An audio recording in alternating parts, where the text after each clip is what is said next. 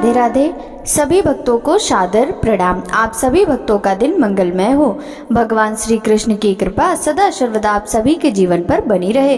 भक्तों, आज की इस वीडियो में आप श्रवण करेंगे श्रीमद् भगवद गीता के पुरुषोत्तम योग नामक 15वें अध्याय की कथा। श्री भगवान ने कहा, हे अर्जुन, इस संसार को अविनाशी वृक्ष कहा गया है, जिसकी जड़ें ऊपर की ओर है और शाखाएं नीचे की ओर, तथा इस वृक्ष के पत्ते वैदिक स्तोत्र हैं। जो इस अविनाशी वृक्ष को जानता है वही वेदों का जानकार है।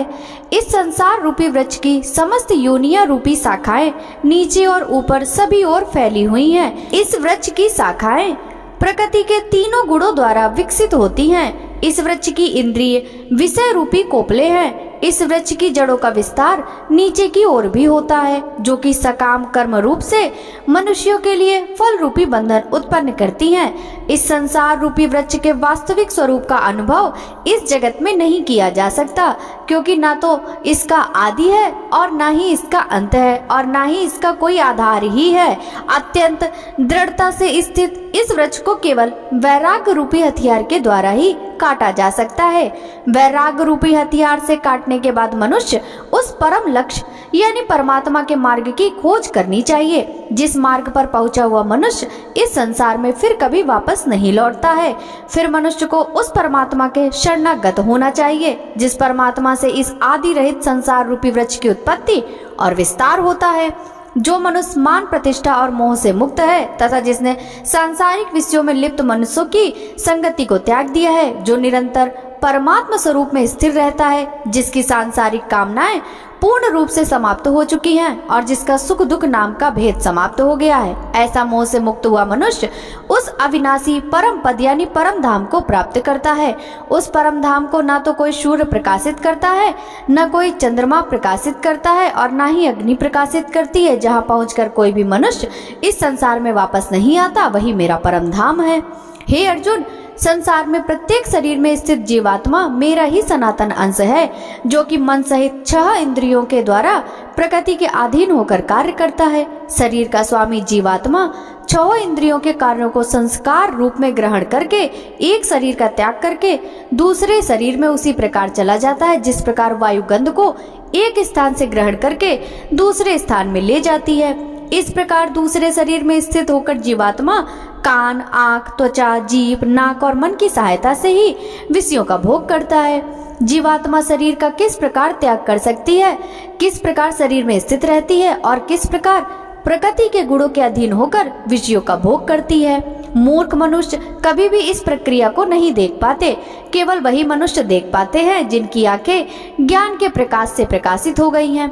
योग के अभ्यास से प्रयत्नशील मनुष्य ही अपने हृदय में स्थित इस आत्मा को देख सकते हैं, किंतु जो मनुष्य योग के अभ्यास में नहीं लगे हैं, ऐसे अज्ञानी प्रयत्न करते रहने पर भी इस आत्मा को नहीं देख पाते हैं। हे अर्जुन, जो प्रकाश सूर्य में स्थित है, जिससे समस्त संसार प्रकाशित होता है, जो प्रकाश चंद्रमा में स्थित है और जो प्रकाश अग्नि में स्थित है, उस प्रकाश का तू मुझसे ही उत्पन्न समझ। मैं ही प्रत्येक लोक में प्रवेश करके अपनी शक्ति से सभी प्राणियों को धारण करता हूँ और मैं ही चंद्रमा के रूप में वनस्पतियों में जीवन रस बनकर समस्त प्राणियों का पोषण करता हूँ। मैं ही पाचन अग्नि के रूप में समस्त जीवों के शरीर में स्थिर रहता हूँ। मैं ही प्राण वायु और अपान वायु को संतुलित रखते हुए 4 प्रकार के यानी चबाने वाले, पीने वाले, चाटने वाले और चूसने वाले अन्नों को पचाता हूँ। मैं ही समस्त जीवों के हृदय में आत्मा रूप में स्थित हूँ। मेरे द्वारा ही जीव को वास्तविक स्वरूप की स्मृति, विस्मृति और ज्ञान होता है। मैं ही समस्त वेदों के द्वारा जानने योग्य हूँ। मुझसे ही समस्त वेद उत्पन्न होते हैं और मैं ही समस्त वेदों को जानने वाला हूँ। हे अर्जुन, संसार में 2 प्रकार के जीव होते हैं, एक नाशवान और दूसरे अविनाशी। इनमें समस्त जीवों के शरीर तो नाशवान होते हैं और समस्त जीवों की आत्मा को अविनाशी कहा जाता है, परंतु इन दोनों के अतिरिक्त एक श्रेष्ठ पुरुष है जिसे परमात्मा कहा जाता है। वह अविनाशी भगवान तीनों लोक में प्रवेश करके सभी प्राणियों का भरण पोषण करता है। क्योंकि क्षर और अक्षर दोनों से परे स्थित सर्वोत्तम हूँ, इसलिए संसार में तथा वेदों में पुरुषोत्तम रूप में विख्यात हूँ। हे भरतवंशी अर्जुन, जो मनुष्य इस प्रकार मुझको संशय रहित होकर भगवान रूप से जानता है, वह मनुष्य मुझे ही सब कुछ जानकर सभी प्रकार से मेरी ही भक्ति करता है। हे निष्पाप अर्जुन, इस प्रकार यह शास्त्रों का अति गोपनीय रहस्य मेरे द्वारा कहा गया है। हे भरतवंशी, जो मनुष्य इस परम ज्ञान को इसी प्रकार से समझता है वह बुद्धिमान हो जाता है और उसके सभी प्रयत्न पूर्ण हो जाते हैं। इस प्रकार उपनिषद, ब्रह्म विद्या और योग शास्त्र रूप श्रीमद् भगवद गीता के श्री कृष्ण अर्जुन संवाद में पुरुषोत्तम योग नाम का 15वां अध्याय संपूर्ण हुआ। भक्तों, अब सुनिए श्रीमद् भगवद गीता के 15वें अध्याय का महात्म। श्री महादेव जी कहते हैं, पार्वती, अब गीता के 15वें अध्याय का महात्म सुनो। गौड़ देश में कृपाण नामक एक राजा था, जिसकी तलवार की धार से युद्ध में सभी देवता परास्त हो जाते थे। उसका बुद्धिमान सेनापति शस्त्र कलाओं में निपुण था। उसका नाम था सरव मेरुंड। उसकी भुजाओं में प्रचंड बल था। एक समय उस पापी ने राजकुमारों सहित महाराज का वध करके स्वयं ही राज्य करने का विचार किया। इस निश्चय के कुछ ही दिनों बाद वह हैजे का शिकार होकर मर गया। थोड़े समय में वह पापात्मा अपने पूर्व कर्म के कारण सिंधु देश में एक तेजस्वी घोड़ा हुआ। उसका पेट सटा हुआ था। घोड़े के लक्षणों का ठीक ठाक ज्ञान रखने वाले किसी वैश्य पुत्र ने बहुत सा मूल्य देकर उस अश्व को खरीद लिया और यत्न के साथ उसे राजधानी तक ले आया। वैश्य कुमार वह अश्व राजा को देने लाया था। यद्यपि राजा उस वैश्य कुमार से परिचित था, तथापि द्वारपाल ने जाकर उसके आगमन की सूचना दी। राजा ने पूछा, किस लिए आए हो? तब उसने स्पष्ट शब्दों में उत्तर दिया, सिंधु देश में एक उत्तम लक्षणों से संपन्न अश्व था, जिसे तीनों लोगों का एक रत्न समझकर मैंने बहुत सा मूल्य देकर खरीद लिया। राजा ने आज्ञा दी, उस अश्व को यहाँ ले आओ। वास्तव में वह घोड़ा गुणों में उच्च श्रवा के समान था। सुंदर रूप का तो मानो घर ही था। शुभ लक्षणों का समुद्र जान पड़ता था। वैश्य घोड़ा ले आया और राजा ने उसे देखा। अश्व का लक्षण जानने वाले राजा के मंत्रियों ने इसकी बड़ी प्रशंसा की। सुनकर राजा अपार आनंद में निमग्न हो गया और उसने वैश्य को मुंह मांगा सुवर्ण देकर तुरंत ही अश्व को खरीद लिया। कुछ दिनों बाद एक समय राजा शिकार खेलने के लिए गए। उत्सुक हो उसी घोड़े पर चढ़कर वन में गया।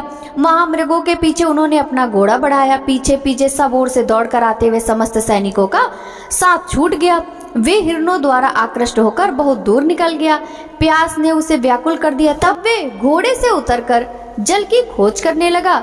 घोड़े को तो उन्होंने वृक्ष के तने से बांध दिया और स्वयं एक चट्टान पर चढ़ने लगा।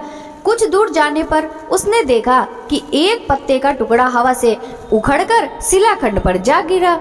उसमें गीता के 15वें अध्याय का आधा श्लोक लिखा हुआ था। राजा उसे पढ़ने लगा। उस राजा के मुख से गीता के अक्षर सुनकर घोड़ा तुरंत गिर पड़ा और अश्व शरीर को छोड़कर तुरंत ही दिव्य विमान पर बैठकर स्वर्गलोक को चला गया। तत्पश्चात राजा ने पहाड़ पर चढ़कर एक उत्तम आश्रम देखा, जहाँ नांग, केसर, केले, आम और नारियल के वृक्ष लहरा रहे थे। आश्रम के भीतर एक ब्राह्मण बैठे हुए थे, जो संसार की वासनाओं से मुक्त थे। राजा ने उन्हें प्रणाम करके बड़े भक्ति के साथ पूछा, ब्राह्मण, मेरा अश्व अभी अभी स्वर्ग को चला गया, इसका क्या कारण है?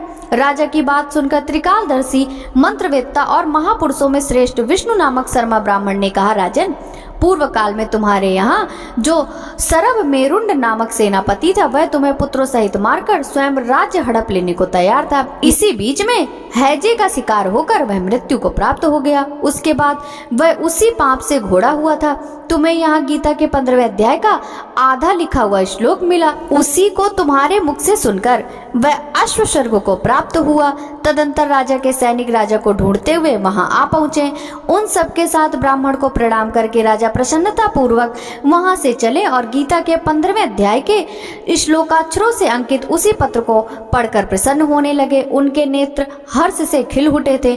घर आकर उन्होंने मंत्रवेत्ता मंत्रियों के साथ अपने पुत्र सिंहबल को राज सिंहासन पर अभिषिक्त किया और स्वयं 15वें अध्याय के जप से विशुद्ध चित्त होकर मोक्ष प्राप्त कर लिया।